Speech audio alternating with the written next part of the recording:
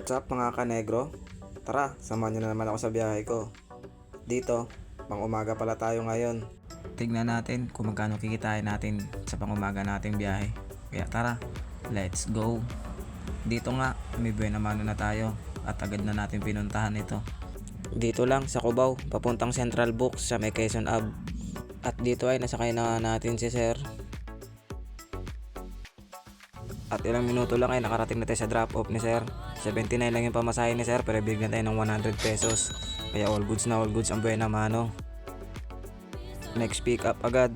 Dito lang din sa Quezon Ave, papuntang PUP sa may Santa Mesa naman. At masakay na nga natin si Sir dito, kaya nirekta na natin agad sa drop off niya. At nakarating na tayo agad sa drop off ni Sir. 81 lang yung pamasahe niya, pero binigyan tayo ng 90 pesos. Kaya all goods na din.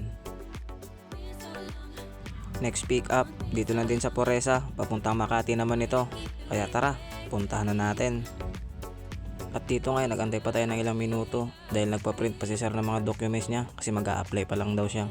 At nasakay na nga natin dito si Sir, kaya narekta na natin agad sa drop off niya.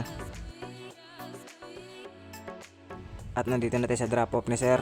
99 lang yung pamasahe niya, pero binigyan tayo ng 120, kaya all goods na all goods din.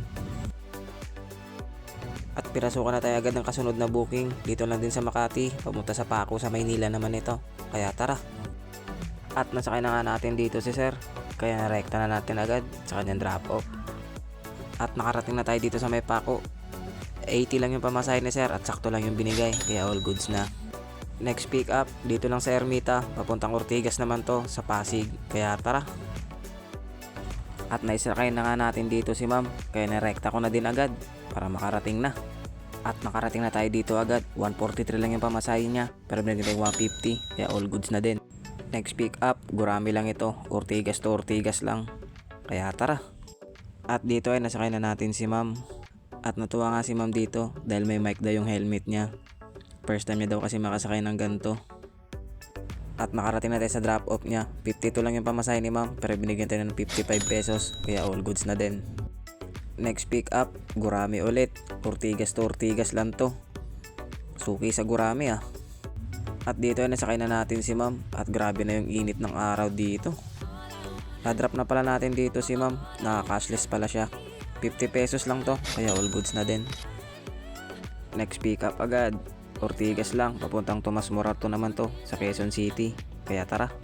At nasakay na nga pala natin dito si Sir, at sabi niya balikan daw ito dahil may kukunin lang daw siya. At binigyan tayo ng 230 pesos ni Sir, kaya all goods na all goods din. Next pick up, dito lang din sa Ortigas, pabalik naman to ng Ermita sa Maynila. Kaya tara.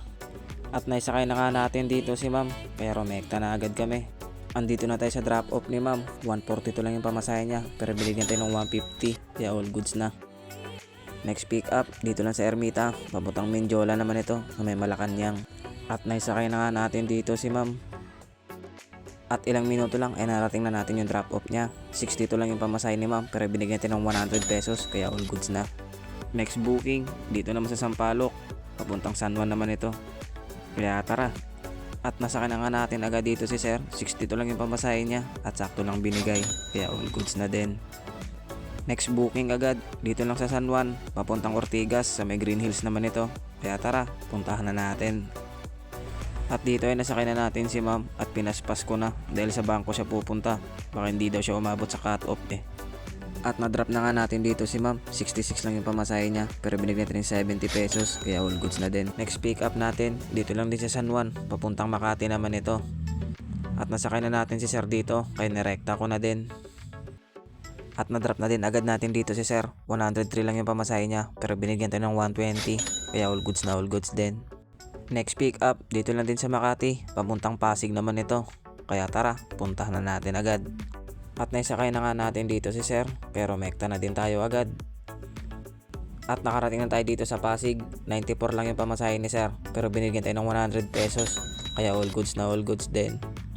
At ito na pala ang ating huling booking, dahil nakaramdam na din ako ng pagod at ngalay dahil sa init ng araw at grabe yung traffic.